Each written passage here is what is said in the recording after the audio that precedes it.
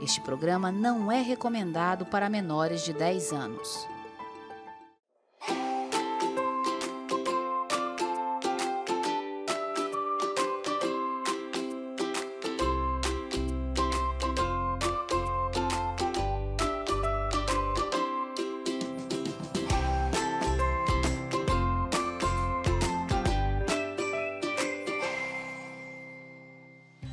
Pessoal, bom dia, é um prazer estar aqui, entrando novamente na sua casa, na sua residência, onde você está. E nós queremos nos conectar e levar você a viver o melhor da vida. Vamos hoje ter assuntos bem bacanas, né, Tiago? Vamos trazer o Bruno, que vai estar falando sobre redes de relacionamento. Você sabe o que é rede de relacionamento? Imagino que você não faça ideia do quanto isso possa te ajudar, não só no profissional. Independente da fase de vida, vai ser bom para você. Nós vamos ter também a Vanessa Maia, que ela vai falar sobre a humanização do SUS, algo muito importante. Com certeza você já foi paciente ou infelizmente vai ser. E é importante você conhecer um pouco mais sobre isso. O que a humanização da saúde pode melhorar e trazer melhoras para a sua vida? É isso aí, fica com a gente que está só começando. Olá, de volta com o melhor da vida aí na sua casa, nesse sábado tão especial. Vamos conversar hoje com a Vanessa Maia, que é profissional de saúde e vai falar com a gente sobre a humanização da saúde. O que está acontecendo em termos de movimento na humanização da saúde e por que ela é tão importante, você aí que busca eventuais atendimentos, né, em postos de saúde, hospitais, o que está mudando e por que precisa mudar. Vanessa, muito obrigada, seja bem-vinda aqui no Melhor da Vida, uma alegria falar com você. É isso aí, pessoal, é um prazer estar com vocês aqui mais uma vez neste sábado e a gente vai falar sobre humanização da saúde. É algo que é muito importante, a Vanessa, profissional da saúde. Temos aqui 3 profissionais que vai falar um pouco mais de saúde para você. E aí, Vanessa, então, como é que surgiu essa questão, essa necessidade de falar melhor sobre a humanização da saúde? Bom dia. Bom dia, agradecer primeiramente o convite da Jo e do Tiago no programa, falando desse tema tão importante que eu carrego como propósito, que é falar sobre a humanização do paciente. E falar do cuidado do paciente, ele é algo que não é novo, já é algo que vem da antiguidade, e Florence Nightingale foi uma enfermeira que trouxe esses cuidados, né? Antigamente não se havia esses cuidados de higienização com o cuidado do paciente, então ela trouxe um pouco dessa assistência. Mas em 2023 veio um novo conceito, e esse conceito ele fala muito sobre a saúde 5.0, que é aliando a tecnologia com a humanização no cuidado do paciente. E é um desafio, né? Exatamente, isso é um desafio porque os profissionais da saúde, eles acabam focando muito, talvez, nas estratégias, né, no resultado, nas técnicas, e esquece essa questão da empatia com o cuidado do paciente. O trato pessoal. O trato pessoal. E o paciente, hoje, quando ele vai para uma clínica, ele vai buscando não só, talvez, ali o resultado, o tratamento eficiente, mas ele vai buscando a empatia, ele vai buscando ter esse acolhimento, né? Então é muito difícil você encontrar profissionais que tenham esse acolhimento com os pacientes. Com certeza, Vanessa. E nós vivemos, né, Tiago, você que é médico também deve testemunhar isso com frequência, esse problema que houve nas últimas décadas, acho que já remonta a décadas isso, né? É como se houvesse um processo de industrialização da saúde, uma coisa muito dura, como você falou, né? Focada na técnica, e muitas vezes a pessoa que está ali num estado de fragilidade, inclusive emocional, essa fragilidade emocional, ela é ignorada em detrimento de foco apenas na questão fisiológica do paciente. E hoje já se sabe de estudos concretos, né?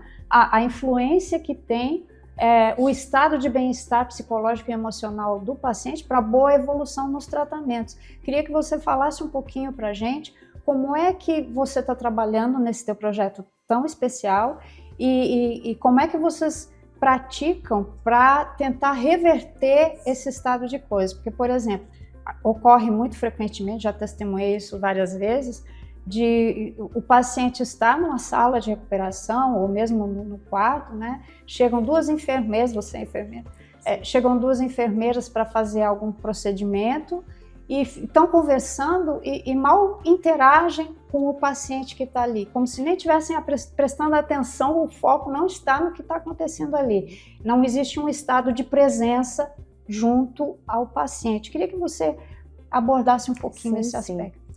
Falar sobre isso é interessante, Jo, porque primeiro você falou sobre o bem-estar, e a OMS ela estabelece isso. O que é saúde para a OMS? É o bem-estar físico, emocional e social. Ambiental. Né? Ambiental, exatamente. Então, assim, quando eu falo de focar o tratamento, a personalização desse paciente, focado nele, centrado no paciente, eu não posso entender só que eu vou para o meu ambiente hospitalar ou clínico, né? Porque isso é muito falado hoje em clínico, no médico, no ambulatório, ali no seu consultório, mas entendendo que o paciente, quando ele vai buscar esse atendimento, ele vai com medo, com dúvidas, com ansiedades, e cabe a esse profissional sanar isso. Não é só dar um diagnóstico, eu preciso acolher essa pessoa, entender quais realmente as necessidades dela. A jornada, na verdade, ela tem 3 pilares, mas o que é muito falado hoje nas clínicas é sobre o terceiro pilar, que é a experiência desse paciente, quando ele busca desde o diagnóstico, eu senti um sintoma, então vou começar através de uma indicação de uma outra pessoa, eu vou buscar nas redes sociais informação desse profissional, aí vou para o meu agendamento, vou na parte do agendamento, venho para a parte do acolhimento, então tem todo um passo a passo que nós já dizemos que tem 7 passos, mas esse é só um dos pilares.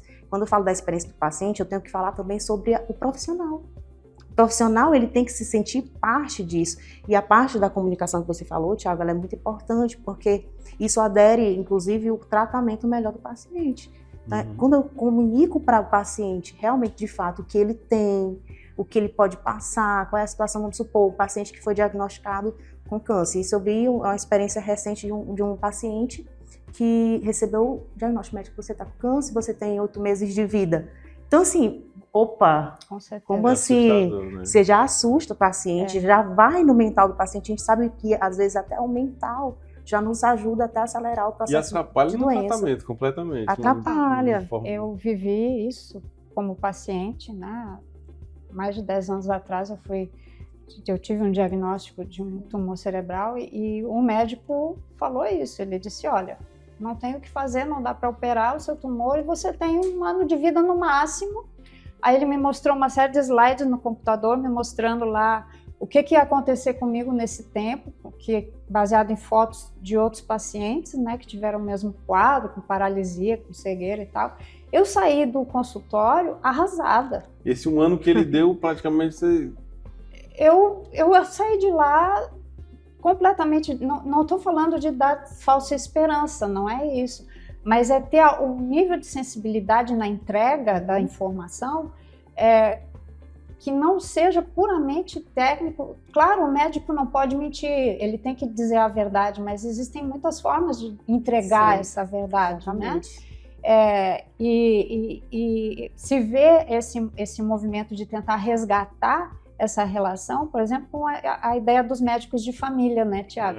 Que iam nas casas das famílias, conhecia a família toda, e então existia uma intimidade, uma relação. Além do clínico, existe a gente percebe que a essência disso é que, como o nome do projeto fala, né, jornada do paciente é uma jornada do paciente e do profissional com aquele paciente naquele momento crucial da vida dele, momento delicado, sensível, né? Como é que ele vai andar junto com o paciente naquela jornada, naquele momento, daquela fase da vida dele. Então, a gente vê hoje uma medicina muito focada em procedimentos. Sim. E menos focada em relações humanas, né?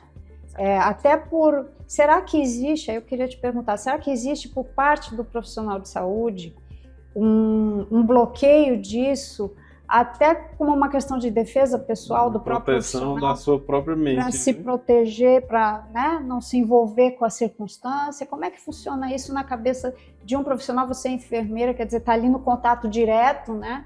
É um bloqueio decorrente dessa filtragem ou é uma coisa contornada? Eu costumo dizer que é despreparo. Então, assim, eu preciso me preparar, preciso me atualizar, eu preciso ter a empatia. Eu sempre falo sobre empatia durante todo o processo de jornada do paciente. Então, assim, é algo contornável, eu preciso entender todo o processo, realmente, de fato, o que esse paciente sente. Eu não posso só focar, hoje nós falamos muito sobre a questão da psicologia, da terapia, então, assim, como ela tem ajudado muito esses profissionais em relação a isso. Então, hoje o profissional, quando ele sai da faculdade, ele monta a clínica dele. Vou falar agora um pouco sobre mais os profissionais médicos ou dentistas que têm as suas clínicas. Então, ele sai focado em ter um ambiente ali estruturado, uma equipe para atender, mas eu vou pensar na minha receita. Eu vou pensar no meu retorno, deixa tudo lindo. Mas que isso é importante também, porque isso entra dentro da jornada, que isso entra na parte de acolhimento. Um ambiente bonito, um ambiente agradável, isso também faz parte da jornada, mas não é só isso. Não. Eu tenho que entender ele como humano, como ser humano mesmo, né? Trazer esse acolhimento. A parte da enfermagem. E o que eu estou entendendo que você faz, Vanessa, é esse encaixe do que faltava. Exato. Porque assim, uma estrutura precisa, um arquiteto faz, existe lá, consegue comprar um sofá confortável como esse nosso, mas aí a empatia, onde é que compra? Exato, compra. Aí não compra. Exatamente, não tem como. E é um ponto essencial. Exato. E é isso que você faz, você chama todos os envolvidos, identifica processos e avança nessa questão de encontrar empatia, encontrar e desenvolver. Existe um mapeamento, então eu preciso fazer esse mapeamento. Aí eu adentro um pouco mais na parte até mesmo de estratégia, né? Isso vai desde o agendamento, como é que esse paciente chega na minha clínica? Ele está tendo um acesso fácil? Porque eu tenho o Dr. Tiago, vamos supor. O Dr. Tiago atende, tem a clínica dele, mas eu consigo acessá-lo facilmente? Eu tenho uma pessoa ali que me acolhe rapidamente? Hoje, quem responde no WhatsApp, né? Chatbot. Gente, eu posso até contar aqui um exemplo. Eu peguei uma paciente essa semana, estou numa clínica no comercial, e a cliente colocando o nome dela ali no chatbot, o chatbot errando o nome da paciente, e a paciente começou a brigar com o chatbot, porque ela não entendia, assim, meu nome. Então ela estava desistindo do atendimento, estressada. Aí eu bloqueei lá o chatbot e fui pro contato com ela, o pessoal.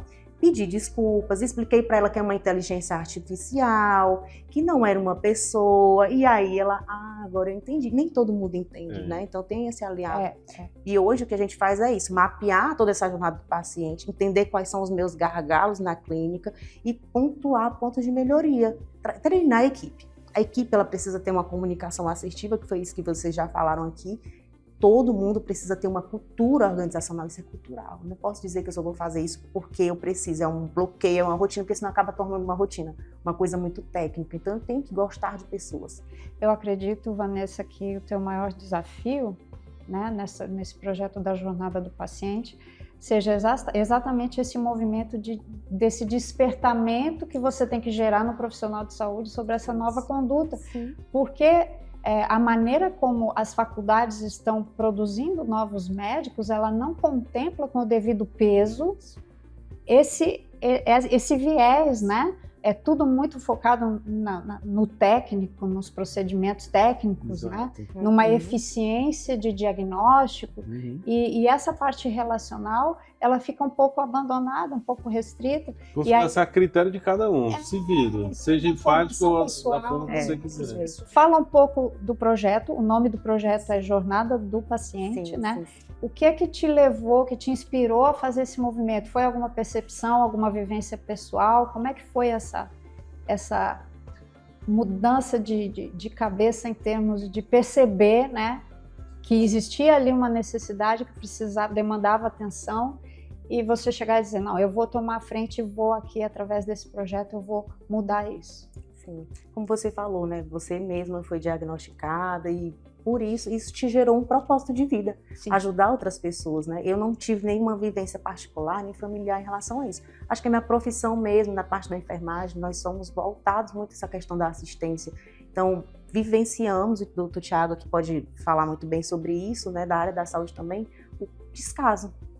Então, principalmente na parte, não vou entrar no mérito de privado, SUS, mas entender que o outro ele tem uma dor e nós queremos ajudá-lo. É uma missão de vida, é um propósito de vida realmente. Quer dizer, você percebeu no teu meio profissional esse descaso, isso. E isso trouxe um chamado para Sim. o teu coração para investir nesse lado. Sim, geralmente o profissional da saúde, ele ama vidas, Claro. ele quer cuidar de vidas. É uma Quando alguém- vocação. É uma vocação. Então, assim, quando alguém fala, eu quero fazer medicina só porque eu quero ganhar dinheiro, ou então eu vou entrar na área da harmonização facial porque está me dando dinheiro, pode até ser. Mas até isso, ele traz um benefício para o paciente também. Então, é o bem-estar. É promover o bem-estar. É uma chamada que eu tenho, né? É mais do que eu... queima no meu coração, né? Excelente. É interessante porque, assim, a gente fala o binômio, né? Paciente e médico. O médico ou o profissional de saúde, ele precisa se apresentar para o mercado para conseguir mais pacientes, mais clientes, né? E aí investe em mídia, investe na estrutura, mas a empatia, ela ganha muito, talvez até mais. Eu trabalho numa UPA, né? A gente atende 400 pessoas em 12 horas, são quase 80 atendimentos por médico, né? E aí eu vejo no atendimento ali algumas pessoas, eu digo assim, você já foi medicada? Já me passaram um antibiótico na consulta anterior. E você comprou? Não, porque eu não gostei do atendimento. Aí olha o prejuízo da saúde daquela pessoa. E se fosse a nível particular, seria uma pessoa que não faltaria mais. Sim. Né? Então, se perde tudo. Né? E eu vou, acolho, passo a prescrição. E aí diz, não, doutor, mas agora eu vou tomar. E é interessante, quando eu vou falando da jornada, eu vou lembrando várias situações da minha época de UPA, porque eu também já fui enfermeira de UPA e é lá, como a gente falou, UPA é urgência e emergência. O paciente chega ali com a necessidade dele, você tem que sanar aquela necessidade. E falar dessa urgência e emergência do paciente, trago esse viés que você falou sobre a segurança. Eu estou colocando a minha vida na mão desse profissional. Então eu vou com medo, vou com receio. A empatia é o primeiro vínculo que eu preciso ter com esse profissional. Eu preciso conquistar a confiança desse paciente para quebrar, né, essa barreira e aderir, inclusive, ao tratamento. Tá, mas aí eu quero fazer uma pausa, porque nós entramos num fator que eu sei que muita gente da área de saúde que trabalha em UPAs vai dizer assim, mas também com uma consulta de 10 minutos, tantas consultas por dia, não dá tempo de fazer isso. Usa o regulamento, né? Não, eu sou super empático, só não sou aqui porque não dá tempo. Porque não dá tempo. Porque Como muita é gente, que você se deparando com... Eu sei que você deve se deparar com isso nos teus treinamentos, né? De gente falando esse tipo de coisa. Qual é a resposta da Vanessa para isso? Eu preciso ter uma escutativa principal. Eu não tenho tempo. Se eu não tenho tempo ou a estrutura não me permite fazer essa jornada com uma experiência, eu basicamente vou ter um feedback negativo. Não vai ter uma experiência completa positiva. Eu costumo dizer, nas clínicas ou hospitais ou consultórios, se eu chego na recepção, eu sou bem atendido na recepção, eu chego no consultório médico e lá no consultório médico eu tenho uma quebra, a experiência ela é comprometida.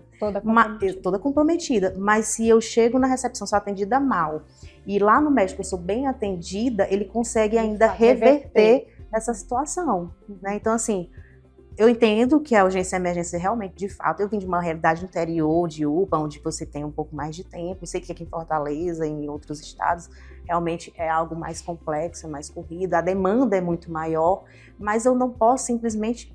E aí o doutor Tiago vai ver isso, tem uma fala que nós escutamos muito desde antigamente, que o médico nem levantou a cabeça para olhar para mim, ele só, o que você tem, prescreveu ali a medicação, entregou, o paciente saiu. Exatamente. Eu acho que você olhar olho no olho, ter esse contato, tem que pensar também na minha reputação profissional. O paciente sai satisfeito, ele vai indicar a outro. Sai insatisfeito, médico tal, profissional tal, não é bom, não vá.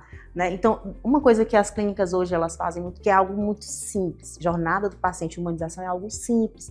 O médico levanta, vai até a porta, acolhe esse paciente, recebe. Não é a recepcionista que leva, não é o paciente que vai sozinho. O médico vai até o encontro do paciente e acolhe. Isso já é uma diferença. O paciente já diz assim, opa, diferente, me deu uma atenção, foi gentil. Então a gentileza nos dias de hoje, né, sorriu exatamente, me olhou no olho. Sorriu, olhou para mim. Não teve esse lado de seriedade, como você falou, você traz essa explosão para o paciente. Você vai na linguagem do paciente, você se iguala ao paciente, porque você também é humano, você tem que ter essa empatia. A gente vai dar um tempinho, vamos passar para o intervalo e a gente volta já. Fica com a gente.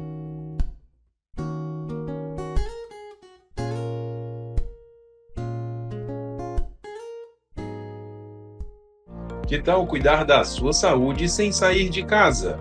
O Mais Saúde Ceará leva atendimento médico, informação e apoio para o seu bem-estar. Agora você pode renovar sua receita médica de forma 100% gratuita, com toda a praticidade e segurança. Receitas para diabetes, pressão alta, transtorno do espectro autista, TDAH, ansiedade ou depressão. Tudo isso com atendimento no conforto da sua casa. Quer saber mais? Entre em contato conosco.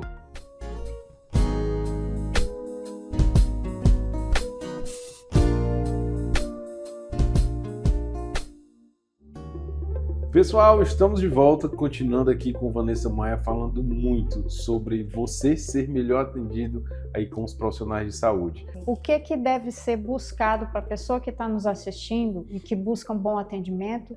Quais seriam as suas dicas para essa pessoa? O que ela deve observar no atendimento para saber se ali ela realmente está recebendo o atendimento adequado? Pronto. As redes sociais hoje, elas falam muito sobre os pacientes, né? Existem os feedbacks, existem as recomendações. Hoje a maioria dos médicos tem Instagram, as pessoas estão ali recomendando. Ou o que eu acredito que muitos fazem é a questão da indicação. Conhece médico tal? Como é o atendimento desse médico? Ele é um médico bom? Não que é vem de encontro àquilo que você falou sobre reputação. De reputação. E é por isso que eu tenho que pensar. O médico ele não pode pensar só no benefício de receita que isso traz. Eu preciso pensar no meu marketing, né? O marketing boca a boca, que a gente fala que funciona muito bem também. Claro que tem todo o marketing das redes sociais, mas a minha reputação como profissional. Em qualquer profissão, né, a questão de buscar referências é a forma mais segura de você qualificar qualquer serviço, ainda mais num serviço de saúde. Né? Você buscar outras pessoas que tiveram experiência com aquele profissional e a experiência foi positiva, isso vale mais do que 1000 posts e impulsionamentos e né? técnicas de marketing. Vale muito mais, porque alguém da minha confiança me disse, olha, essa pessoa que resolveu para mim, me atendeu bem e tal, confia, já muda completamente a minha percepção daquele profissional, independente de ser conhecido, de ter consultório chique e tudo mais, né? Então, é bem de encontro àquela questão que você fala da importância, da relevância da reputação em qualquer segmento profissional, mas principalmente na saúde, porque você está lidando com vidas, né? Exatamente. A reputação ela é só um ponto, né, disso, dessa ampla gama que nós temos dentro da experiência. O paciente hoje ele quer chegar num ambiente acolhedor, né, aconchegante, uma clínica bem estruturada. Agora eu volto para o âmbito da clínica hospitalar também. Um ambiente hospitalar, uma clínica bem estruturada, uma equipe preparada, que aí eu tenho que entender a diferença de acolhimento, a diferença de um bom atendimento, né? Existem essas diferenças. Às vezes um cafezinho que é servido, eu digo muito que às luxo, vezes... cafezinho aqui é luxo. Artigo de luxo hoje. Olha para ver uma coisa simples que faz diferença. Você chegar hoje e eu te perguntar, você aceita um café? Seu café é com açúcar ou sem açúcar? Você já sabe que aquele paciente vai voltar outras vezes. Na próxima vez que eu for, eu já não vou mais perguntar, porque eu já sei que ele toma café sem açúcar. E já ofereço café sem açúcar. Sim. Ou você, às vezes, chega aqui e começa a conversar comigo sobre seus filhos, e na próxima consulta ele pergunta, como está seu filho? E a sua netinha que nasceu? Ela, oi, ela lembrou disso, então isso já faz uma diferença, né? Oferecer esse acolhimento, oferecer essa estrutura. A gente sempre volta a esse aspecto de ver o outro, né? Sim. Ver a pessoa, Sim. não ver só o caso. Sim. Me incomoda muito quando falo com médicos, e eu atendo inclusive médicos, e eu estou atendendo um caso de diabetes, um caso de... Quer dizer, você tem que ver a pessoa, você não está vendo um caso de doença, você está vendo um ser humano ali, né? E a gente acaba sempre pegando nessa questão de ver as pessoas não se veem, mas elas não estão interessadas mais em se ver verdadeiramente, profundamente. Então a gente sempre acaba que esbarra nessa importância, que eu acho que é a essência da jornada, né? A jornada do paciente é sobre o profissional de saúde realmente vendo a pessoa que está ali e que vai ser atendida por ele, né?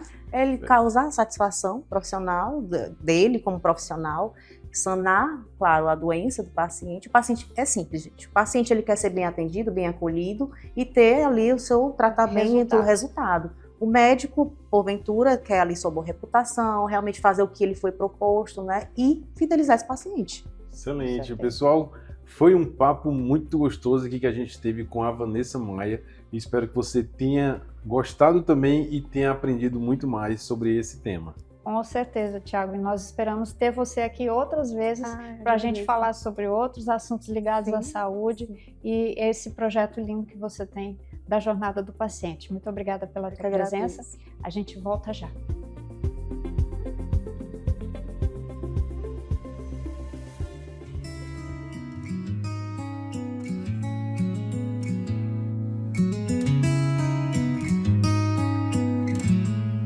Viver é urgente, amar é essencial, coragem é vital para viver mais, para viver pleno, para ser de verdade. Tem que ser mais, tem que ser pleno, tem que ser de verdade. A cada passo, em cada direção, ser mais amor, ser mais coragem, ser mais você. Ter fé é ter um caminho, mesmo onde não tem chão. Quem tem fé não tem medo, não. Pra viver mais, pra viver pleno, pra ser de verdade. Tem que ser mais, tem que ser pleno, tem que ser de verdade. Pra viver mais, tem que ser de verdade.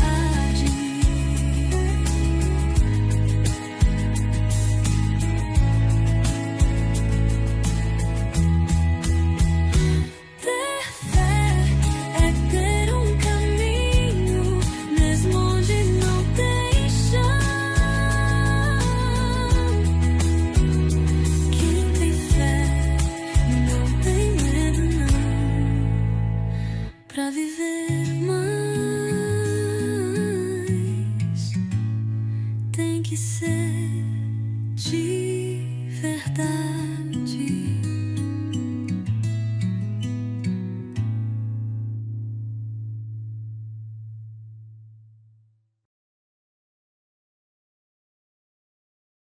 O melhor da vida é viver, curtir um momento sem se preocupar, deixar na memória e não registrar. A Vita Plus surgiu para cuidar da sua saúde com qualidade e praticidade. Você não precisa mais sofrer com deslocamentos e exposição a ambientes hospitalares. Atuamos em todo o estado com a missão de garantir a você acesso a um serviço de saúde com qualidade, com o máximo de comodidade e segurança, buscando sempre a excelência. Conosco você pode esperar pelo que mais prezamos: atendimentos eficazes por médicos qualificados e experientes. Contamos com uma equipe especializada de profissionais de saúde capacitados e preparados. Estamos comprometidos em atender às suas necessidades de saúde de forma eficaz e humanizada. Assine agora e tenha acesso imediato a todos os nossos benefícios. Vita Plus é bem-estar. Vita Plus é segurança. Vita Plus é saúde que te acompanha.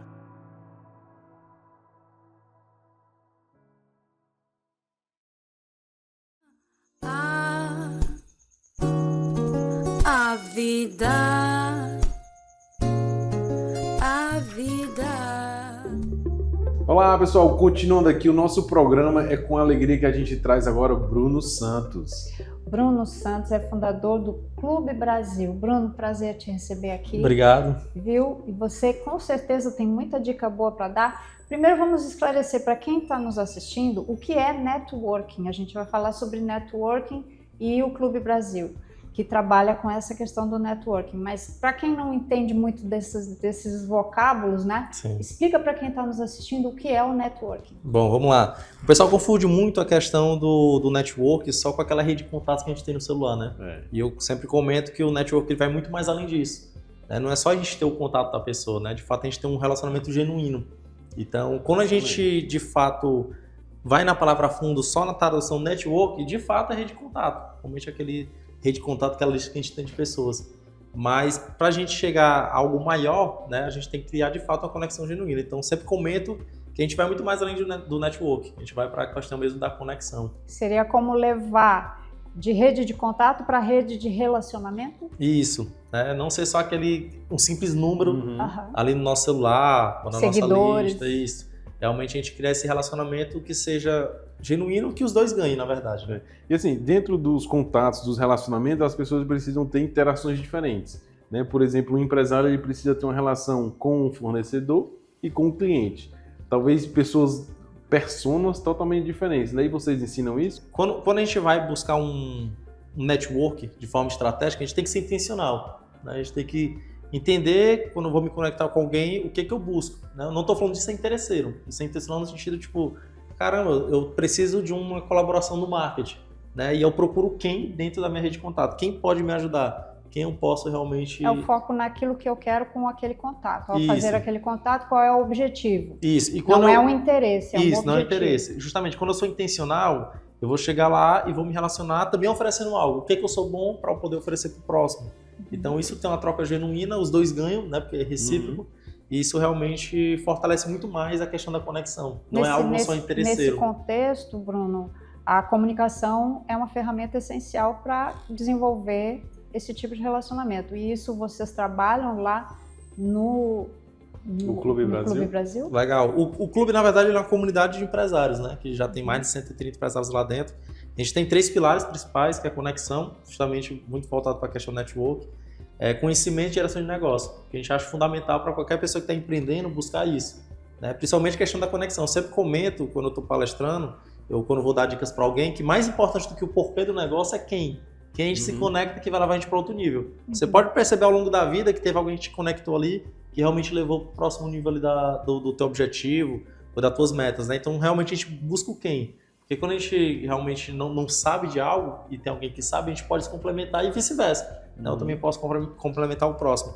Mas falando até da questão da comunicação, a gente prega muito também isso lá. É importante a gente ter uma comunicação clara, objetivos bem alinhados, para que a gente consiga de fato colaborar. Inclusive, quando o empresário entra, a gente tem uma pegada ali de fazer um onboard com ele para entender qual é o momento de negócio, que a gente pode realmente colaborar. E aí sim a gente consegue realmente ajudar nesse sentido. Né?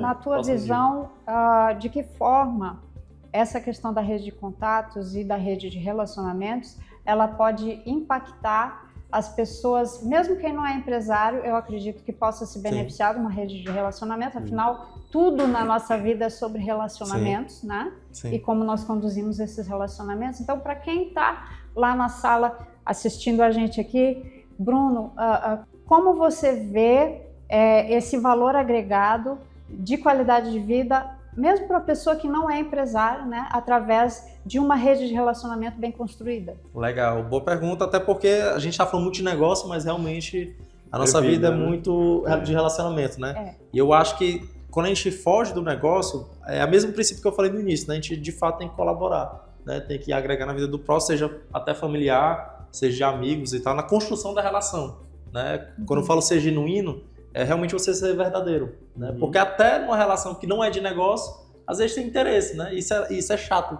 Porque quando eu falo interesse, é porque tem muita gente que busca o network no sentido de vender, né? Eu te conheço, eu, tipo assim, eu tenho vários produtos e eu quero te vender a qualquer custo. E ninguém gosta daquele vendedor chato que fica empurrando coisa, né? Então é muito mais interessante eu entender você, o que você faz, o que eu posso agregar, né? E aí ter essa construção de relação. Então isso vai muito mais realmente além do negócio. Eu acho que quando a gente está na nossa vida, no cotidiano, todo relacionamento ele tem que ser realmente de forma verdadeira. Né? Isso que você coloca é muito importante, porque eu vejo a questão da autenticidade e da transparência, né? Erroneamente, as pessoas pensam que construir relacionamento é eu construir uma imagem, uma persona que vá gerar no outro uma identificação, uma aproximação, mas na verdade tem mais a ver com a essência real da pessoa, né? Sim. A grande relevância do trabalho é que nós estamos precisando nos nossos dias hoje, que tudo é muito baseado em imagem né, em parecer ser, Somente nas redes sociais, né? principalmente nas redes sociais, exato. Sim. Então essa questão de trazer a relevância da autenticidade e da transparência nas relações, na construção de uma rede de relacionamentos que vai se tornar muito mais sólida. Sim, até porque ao longo, se você criar um relacionamento muito por interesse, né, você depois é percebido. É como se fosse aquele negócio do caráter, né? Você não consegue se virar por muito tempo. Aparece. Né? Você vai até ter um bom ganho em ser interesseiro, mas depois é rápido, né? Isso. Perde-se muito. É volátil, né? E se você começar a perceber, o pessoal começa a se afastar de você. Né? Porque aí, aquele cara realmente ele é totalmente interesseiro, né? Ele consegue, como você comentou, ele consegue aquilo e depois lhe descarta, né? Você só é útil naquele momento, depois ele descarta. E realmente isso numa construção de relação, de conexão, a gente tem que ter muito cuidado com isso, porque vai ter muita gente que vai se aproximar, né? Buscando realmente só essa parte interesseira, né? Tentar sugar o máximo e depois sair. Né? Mas o que vai realmente prevalecer é aquelas conexões realmente verdadeiras. O grande detalhe é o interesse por trás, né? É de realmente a pessoa ser só interesseira. Porque pode acontecer de você buscar um network, buscar, poxa, tá muito alinhado, não, é não. Acho que não é, então houve um caminhar assim, não, acho que a gente não tá muito alinhado. Por isso que a gente tem que ser depois se afastar. Sim.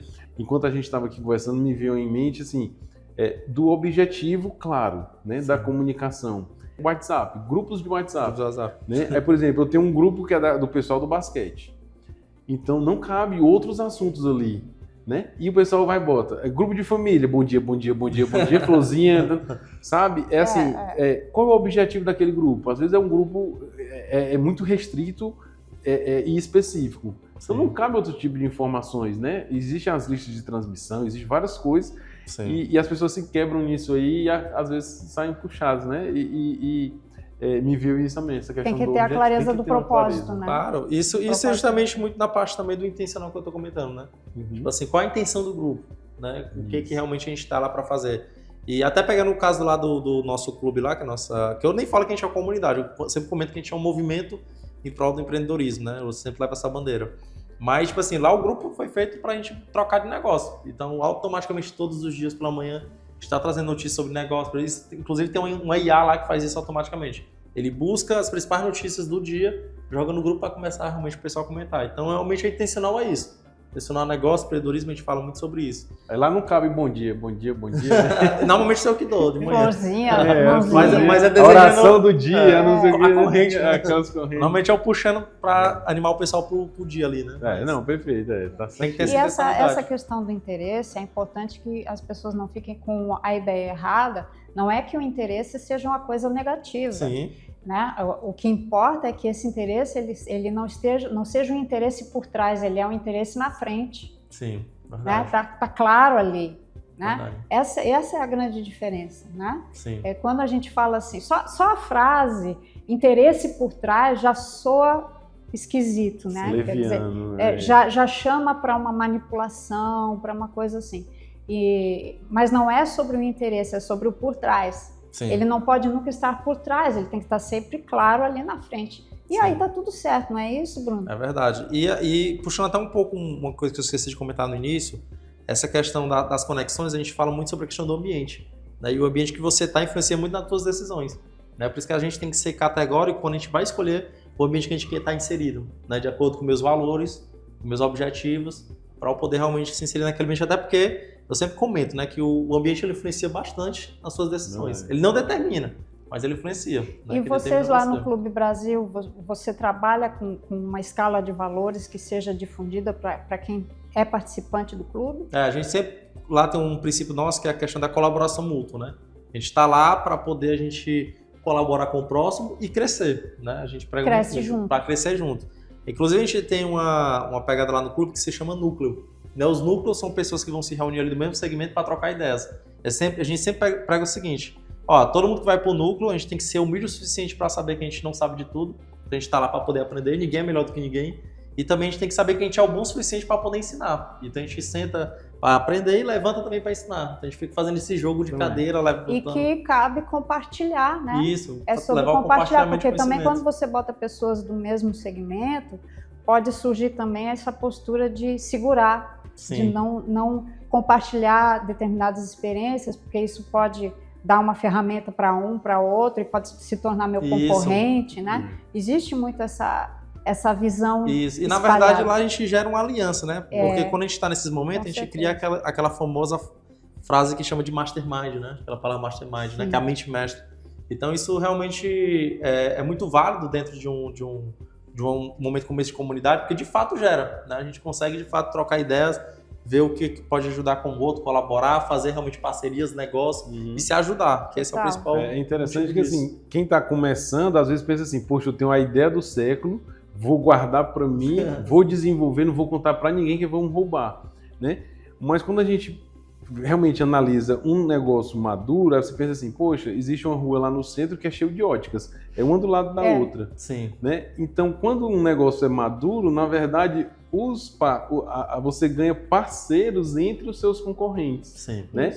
E aí a pessoa começa ali, às vezes sofre muito, porque ele perde muito tempo, ele erra muito, né? Tem prejuízo porque ele está com a ideia que é só dele, ele não quer compartilhar. Sim. E você vem dizendo assim, ó, o clube cria núcleos, senta você vai ensinar, você vai aprender, você vai amadurecer de forma rápida e tem uma chance maior do seu negócio dar certo. Sim. E a gente tem vários exemplos lá dentro de como a conexão foi fundamental para a evolução, né? Eu mesmo sou um exemplo disso, né? Eu comentei com vocês olhando aqui a questão que eu tenho um estúdio atualmente.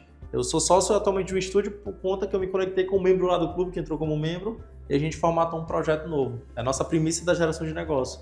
Né? E como você está comentando, tipo assim, por mais que eu esteja num espaço cheio de concorrente, né, o sucesso não é solitário, ninguém faz nada sozinho. A gente sempre vai precisar um do outro, né? Acho que ninguém consegue construir algo grande sozinho. Né? De fato, a gente tem que compartilhar, né? Principalmente quando a gente tem essa premissa de que, eu tenho uma ideia, eu não posso falar porque o pessoal vai roubar a minha ideia. Na verdade, a gente tem que buscar quem a gente pode realmente ajudar nessa ideia, né? Quem vai colaborar junto com a gente. E a gente criar essa rede realmente de evolução, de colaboração, né? Eu sempre comento também que você está falando de concorrente, que lá ali no Cais do Porto tem uns moinhos, né? Que são todos concorrentes, mas eles têm uma empresa que depois eu fui saber, que se eu não me engano é Tegran, nome assim, que eles se uniram, né? As 3 empresas se uniram para conseguir comprar mais barato, se tornar competitivo, né? E todos são beneficiados com isso, né? Todos ganham. Então, é uma concorrência ali mais ou menos leal, né? Tá todo mundo ali realmente para crescer. Um negócio maduro, um nicho, eles interagem muito, né? Sim. E o que você falou de escala, eu sozinho compro 10 itens. Se eu junto 10 pessoas no mesmo ramo, a gente compra 100 e acaba ficando mais barato. Então, meu lucro vai ser maior. É um contexto no qual a concorrência ela não foca na competição, né? Ela foca no crescimento conjunto, em criar uma frente de potencial crescimento para todos os interessados daquele segmento. Né? Então é importante que haja essa quebra dessa crença, que é uma crença limitante, de que concorrência implica em competição. Nem todo o concorrente precisa ser meu competidor, né? Eu não tenho que vencer uma corrida contra ele. Rápida, mais produtiva de crescimento é o compartilhamento de experiência, porque aí você não precisa crescer do zero, você já adquire conhecimento de quem já trilhou aquele caminho e teve vivências naquilo ali, né? Então, nesse contexto, esses núcleos, eles são fundamentais para o crescimento do empreendedor. Isso é uma pequena parte do que tem lá no clube, né? Fora isso, a gente tem os eventos que a gente faz mensais, né? Com foco em levar conhecimento para os membros, que a gente já sabe que é fundamental, como comentei no início, né? A questão de a gente não saber de tudo, né? Fundamental a gente buscar o conhecimento. Tem uma frase até que é famosa, que eu acho que é aquilo que eu não tenho é pelo que eu ainda não sei, né? Então, sempre a gente foca muito nessa questão do conhecimento.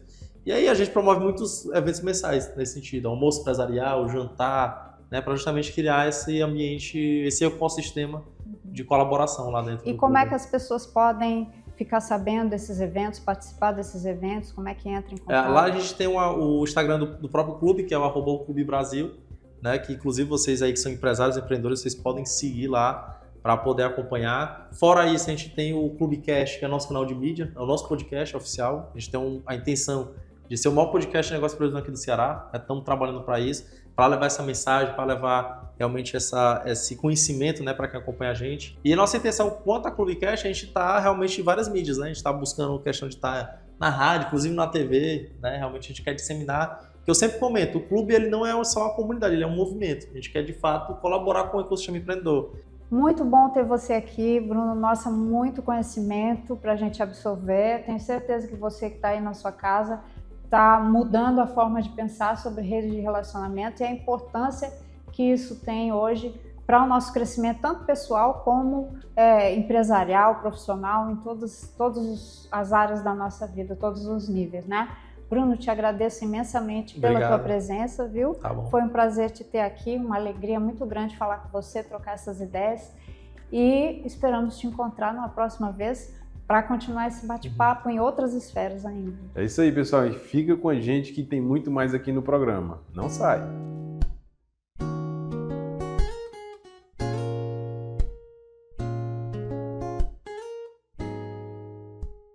Que tal cuidar da sua saúde sem sair de casa?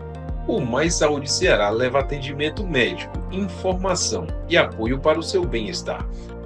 Agora você pode renovar sua receita médica de forma 100% gratuita, com toda a praticidade e segurança. Receitas para diabetes, pressão alta, transtorno do espectro autista, TDAH, ansiedade ou depressão. Tudo isso com atendimento no conforto da sua casa. Quer saber mais? Entre em contato conosco.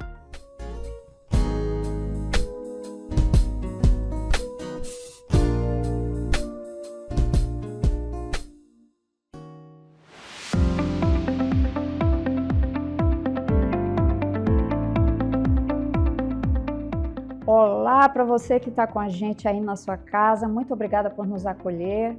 Estamos de volta com mais um De Que Você Precisa Hoje, agora com uma questão bem complexa.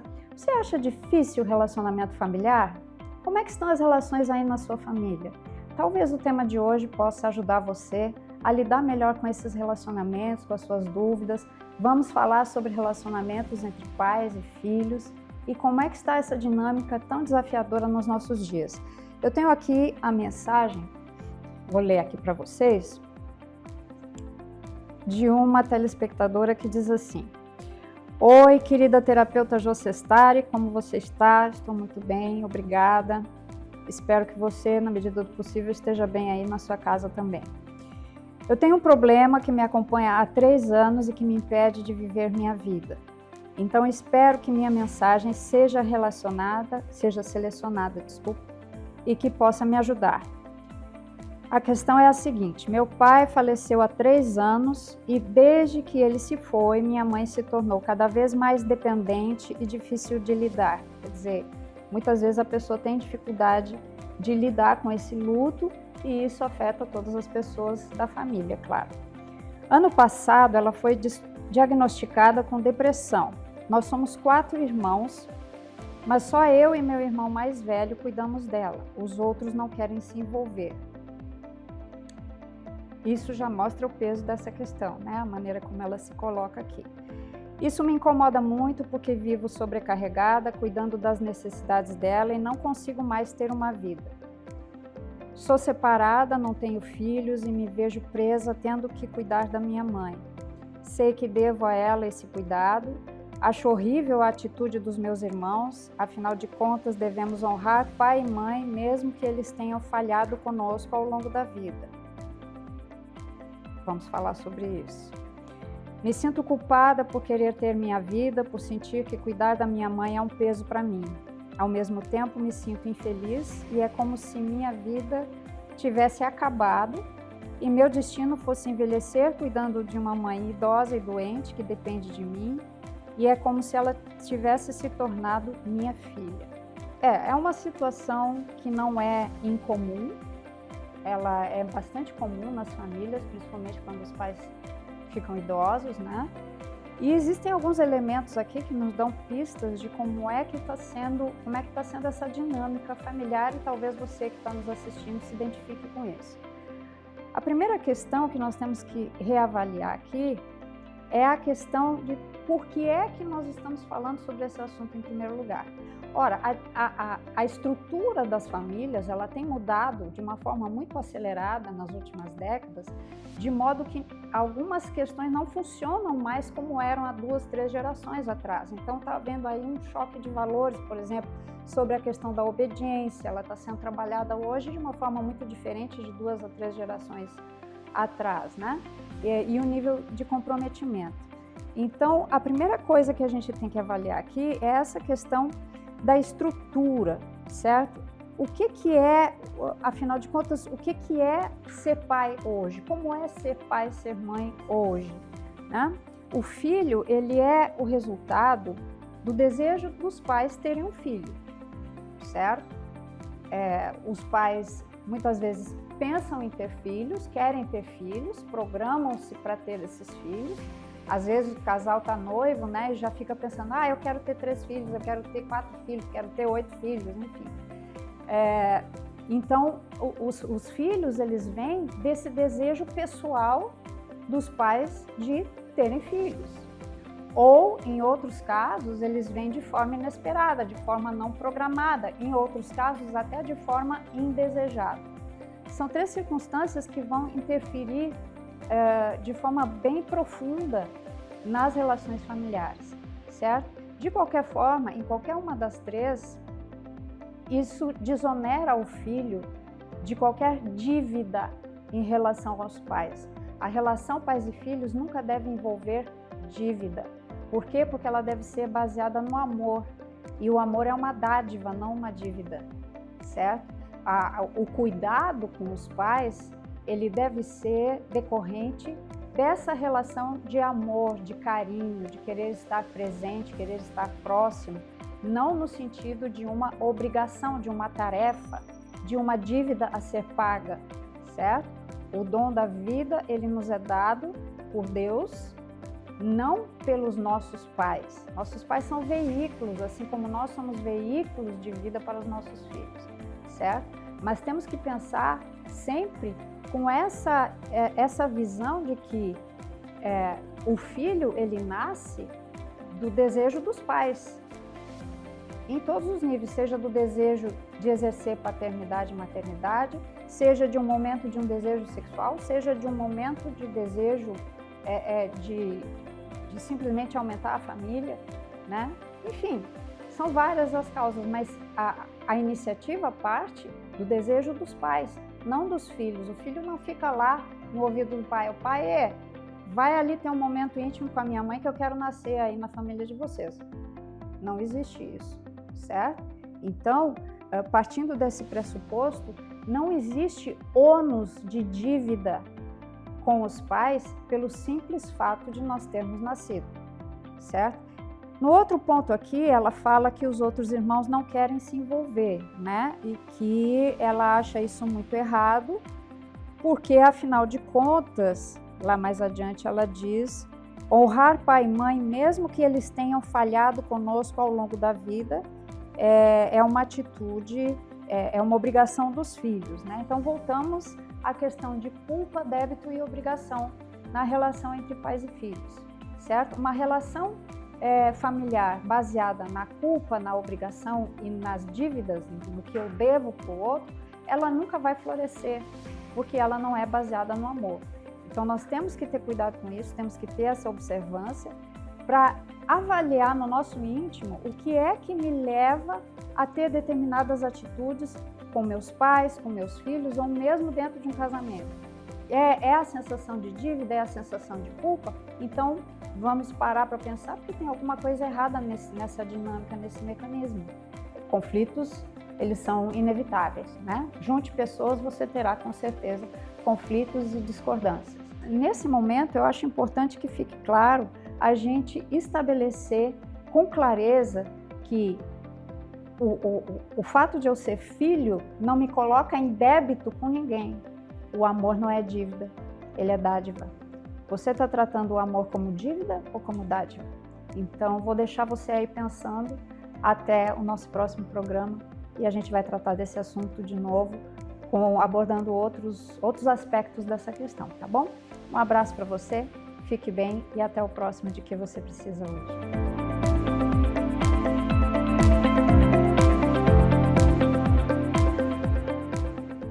Então, gente, esse foi o Melhor da Vida de hoje. Muito obrigada pela sua companhia. Hoje nós tivemos muita coisa boa para refletir e para trazer qualidade de vida, né, Thiago? Foi bem interessante e espero que realmente tenha feito diferença na sua vida, que tenha sido um tempo de acréscimo, de crescimento para você e para toda a sua rede social. Fica com a gente no próximo sábado, tem mais. Mostrando coragem em cada despedida, o melhor